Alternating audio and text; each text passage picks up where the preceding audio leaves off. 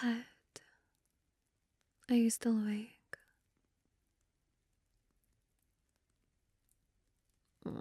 Poor thing. It's so late. Can't you sleep? One of my thralls came and told me that they could hear you. Said you were still awake. What's wrong? Is it the sleep schedule? I knew it would be hard for you to adjust sleeping during the day, but I thought you'd gotten used to it. No? Well, then what is it? Pet, you look skittish. Are you alright? Oh, my poor pet. I don't know what has you so worried, but you can tell me.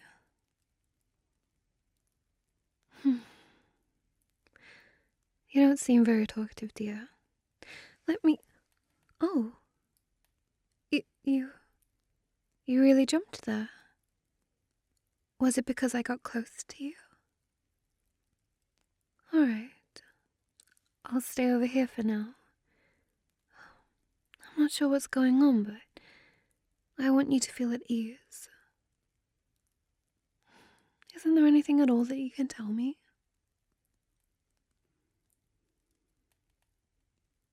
Dear, oh dear. Well, if you're not comfortable in saying it out loud, may I try guessing? You can simply nod or shake your head. Would that be better? There you go. Good pet. Alright, let's see. Did you have a bad dream? No? Well then, did you hear or see something that frightened you? How strange. Whatever could have put you in such a state then? Let's see. I sometimes lie awake because I can't stop thinking about something. Is it that? Oh, good. That's progress. But what could you be thinking about that's so frightening? Oh. I think maybe I understand. Is it me that you're afraid of? It's okay. You can answer. I won't be upset. So that's it. Did the reality of all this hit you after I drank from you the other night? It's understandable. I can picture exactly what happened. In the moment, you felt brave and confident about it. You saw me suffering. You acted on a desire to help me. I've seen it so many times with my thralls. But afterwards, you start to think. I'm sure you arrived at the same worries that I did. That drinking your blood might change me. That I might go too far and hurt you someday. All of that was more theoretical until I actually drank your blood. Am I close? No, it's nothing to be embarrassed about. Having someone feed on you is bound to change how you see things. Even some of my little thralls had worries for a while. But the thing is, the danger has already passed. If I was going to think differently of you after tasting your blood, it would have happened by now. So they're only fears of what might have been, nothing more, you see? May I sit on the bed next to you? I know you're still feeling nervous, but I'd like to help you move past this.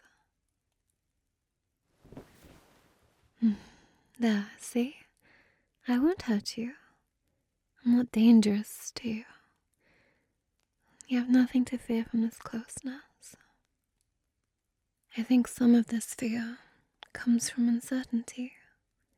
You don't know much about vampires, and so you don't know what to expect. If you'd like, I can share with you what I know to make things less uncertain. Keep in mind, I'm not an expert. I've never even met another vampire, so never really had a mentor or anything like that. And as I've said before, I am half lycanthrope, which it really mixes things up. But I've done my best to learn about my condition, so I have a little bit that I can share with you. Do you think that would make you feel better? Good. Well, to start, vampires are undead.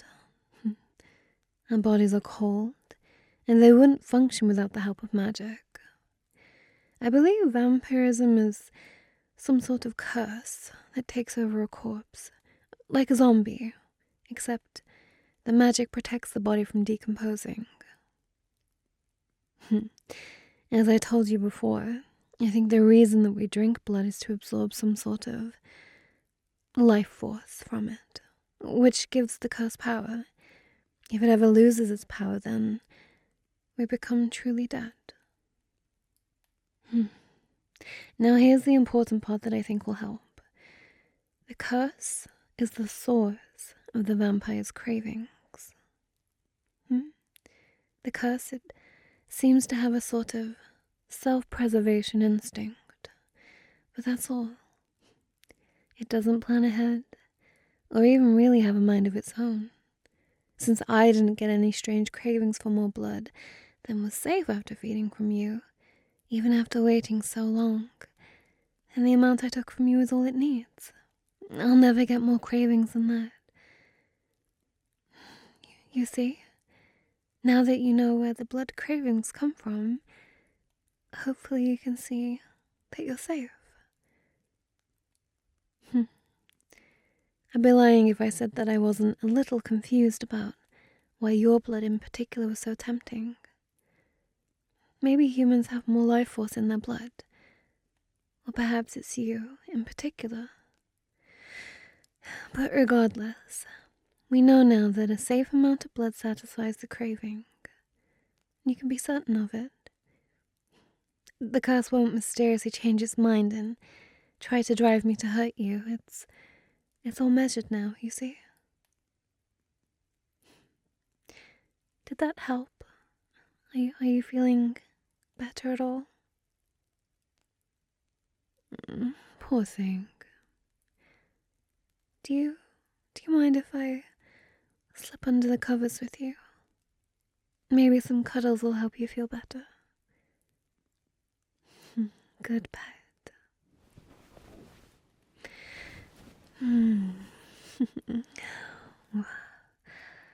Now that I'm not half starved, I can appreciate your scent in a less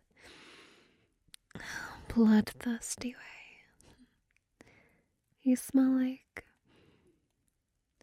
a forest, and there's a hint of rosemary. It's very pleasant. Did they? Oh, those little dears. So thoughtful of my thralls to give you scented soap. And they do know what I like. Pet, your heart is beating so fast. Is it because you're excited? Or are you still afraid? Oh dear. I thought my explanation helped. It did, but it didn't. I'm not sure that I understand. Shh, it's alright. It's alright. You can tell me. You can tell me. I told you. You won't make me angry, no matter what it is.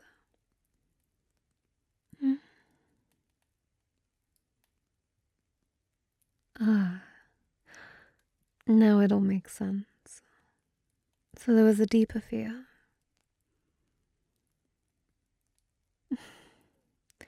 You're afraid that I'm casting some sort of spell over you. The fact that you began to feel afraid after I fed on you led to a new, stronger fear. That I have been controlling your mind to dampen your fear while we were together. That certainly is tricky. Anything I do to calm you down could be seen as more manipulation. Well, I suppose that's where faith comes in. Do you feel like you're not in your right mind? Does anything I'm saying seem like it doesn't make sense? Or that you usually wouldn't react in the way you normally would? Well then, you'll just have to trust yourself.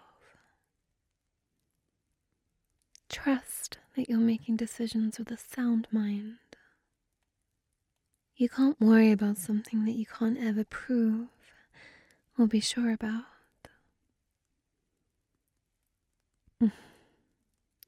Allow yourself to be happy, to be calm and comfortable. Let yourself be at peace. Don't get in your own way, okay? Nothing good's gonna come of that, my pet. You saw how long I waited until I fed on you. I starved myself to make sure that I wouldn't hurt you, to ensure that we were both as ready for it as we could be. When I say that I only have your best interest in mind, you can trust me. I just want my lovely, adorable pet to be safe and happy. Do you think you can do that? Can you trust me to take care of you? To never manipulate or trick you, and to always look out for you? Oh, I, yes. To never keep anything from you either. Not without good reason, certainly.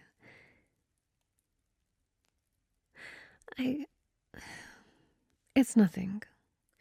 I promise everything I do for your sake. I take my role as your owner and protector very seriously.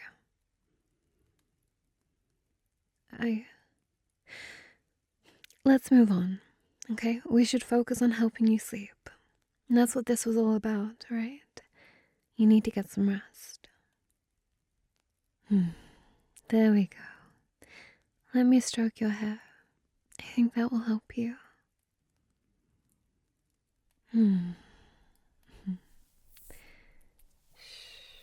That's it. Just be calm, sweet pet. Everything is safe. Everything is settled. You're in no danger, and nobody is out to get you, right? That's right. There's not even one little thing to be afraid or concerned about. Everything is finished. There's nothing you need to do. Nothing that needs to be addressed or prepared for.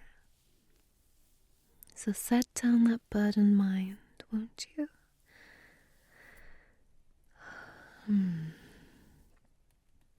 That's it. That's it. Your heart rate is finally slowing. Just hold on to that feeling. Just focus on my hands running over your scalp. Just focus on my breathing. Focus on... Oh, well, you can't focus on my body heat. I don't have any. Oh, the cool side of the pillow, am I? Well, I'm glad I feel comfortable.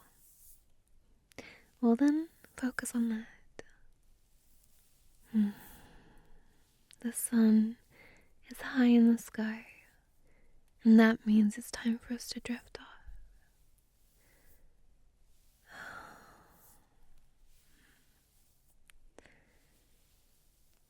Just let yourself go. Let those eyes shut, and let your mind wander.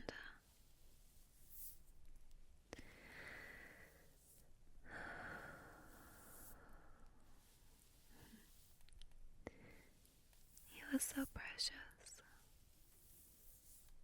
It's such a blessing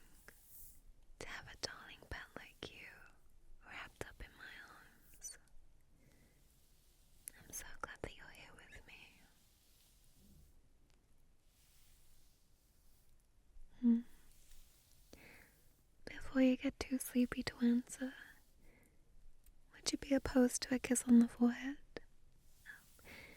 With how nervous you've been, I'd rather not do anything to alarm you further.